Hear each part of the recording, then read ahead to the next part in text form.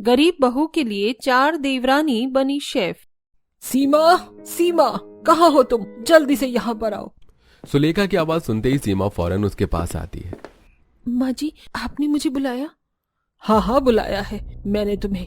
जाओ जल्दी जाकर खाने की तैयारी करो। आज अच्छा और शानदार खाना बनाना, और स्वाद में अच्छा होना चाहिए। जी माँ जी। वैसे ये खाना किसके लिए बन रहा है? सभी ने खाना तो खा लिया है।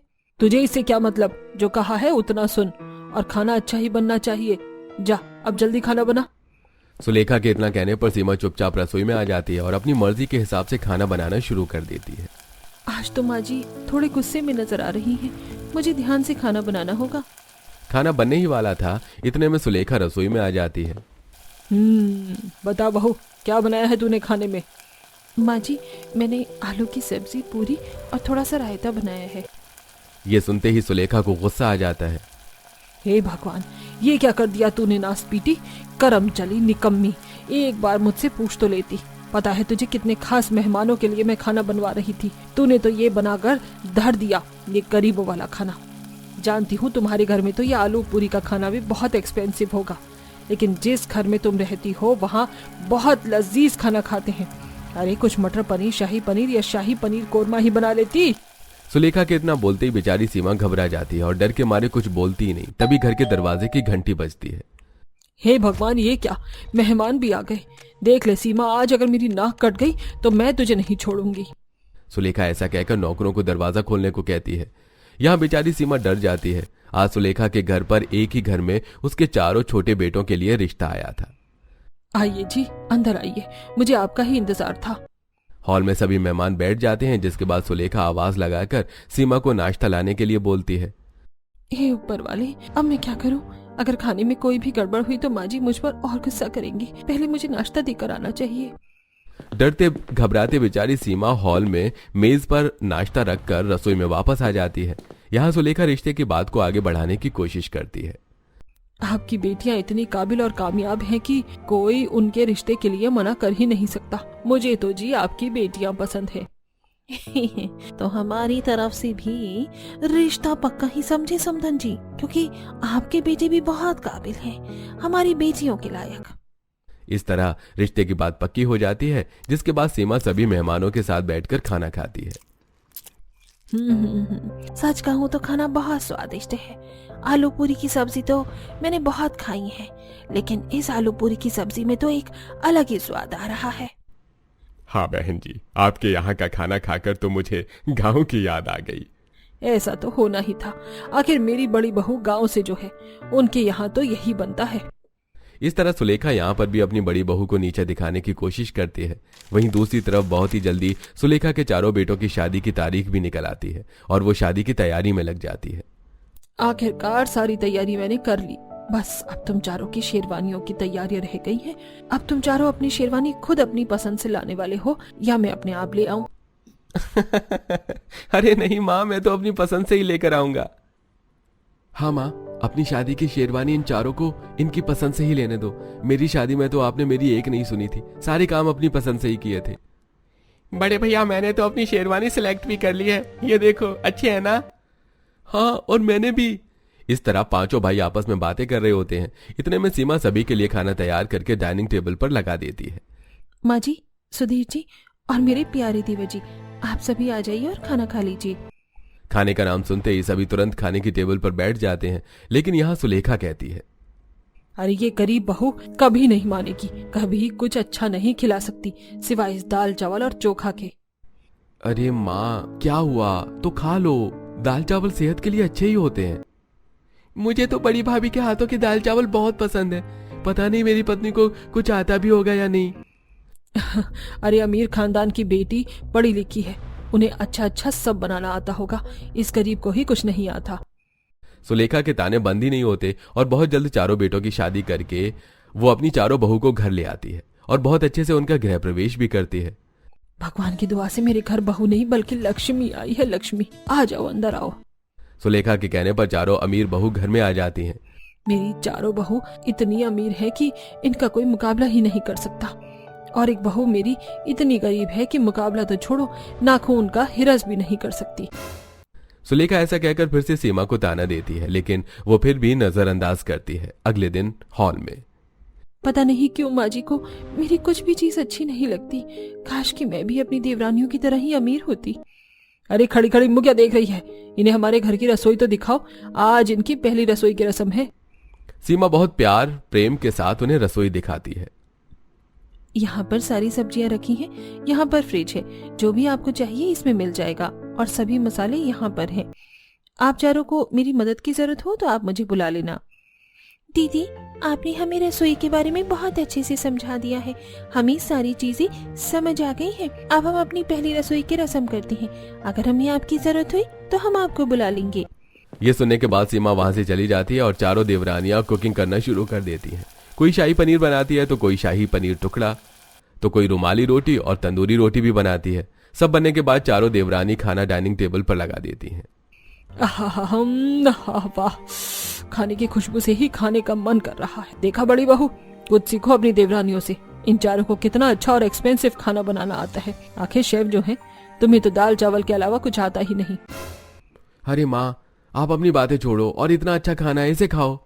सभी पेट भरकर खाना खाते हैं, लेकिन सुलेखा की ऐसी बातें सुनने के बाद चारों देवरानियों को थोड़ा अजीब लगता है, लेकिन वो ज्यादा इस बारे में नहीं सोचती। अब अगले ही दिन सुलेखा अपनी बड़ी बहू से कहती है, कान खोल कर सुन लो, सीमा घर के सारे काम तुम ही करोगी।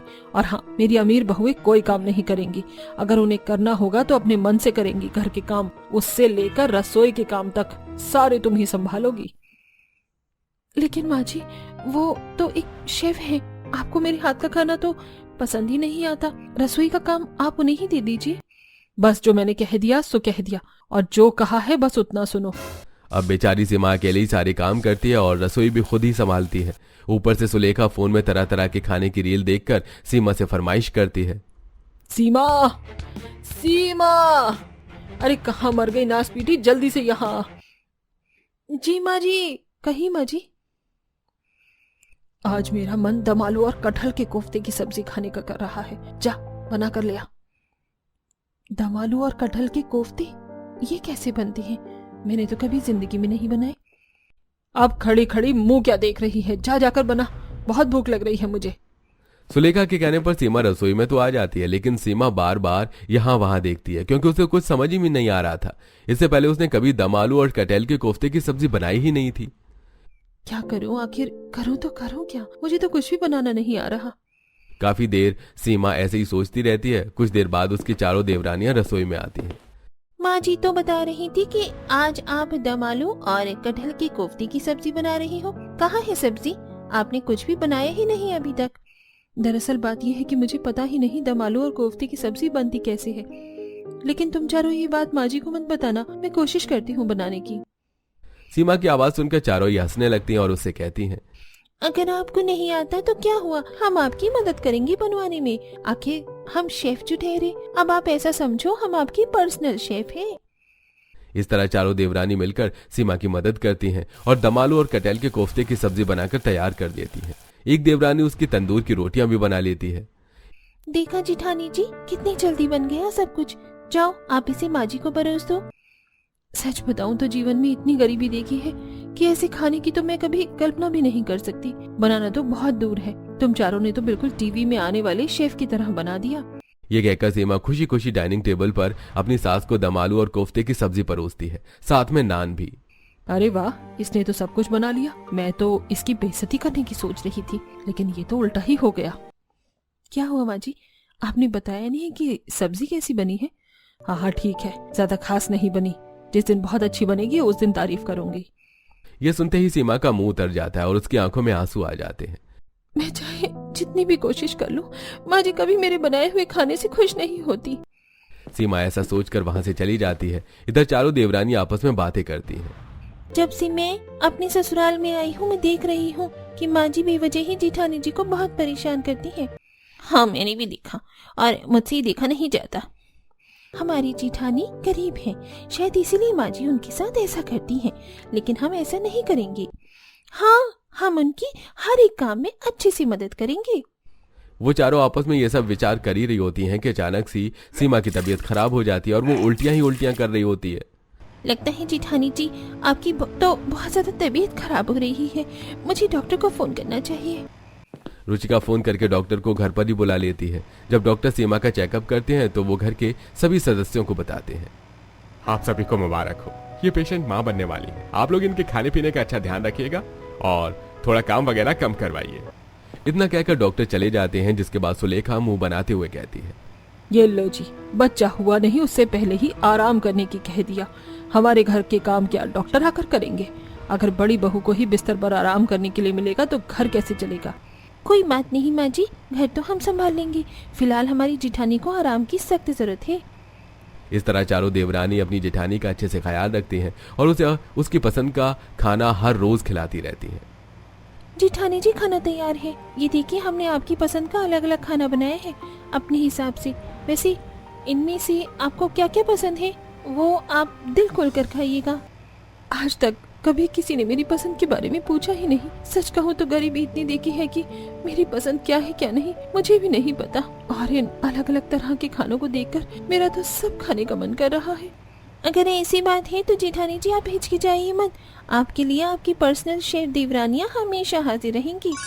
चारों देवरानी फिर से रसोई में जाती हैं और जेठानी की पसंद की कोई आइसक्रीम खीर बनाती है तो कोई मलाई चाप, तो वहीं कोई गोलगप्पे भी बनाती है। जेठानी जी आज आपको मेरे हाथ के गोलगप्पे बहुत पसंद आएंगे। चारों मिलकर खाना बनाने के बाद जेठानी को डाइनिंग टेबल पर बिल्कुल शेफ की तरह परोसती हैं। आज तो खाना बहुत ही अलग नजर आ रहा है। किसकी पसंद का खाना है ये? आज का सारा खाना जेठानी जी की पसंद का है और बना भी उन्हीं के लिए ही है।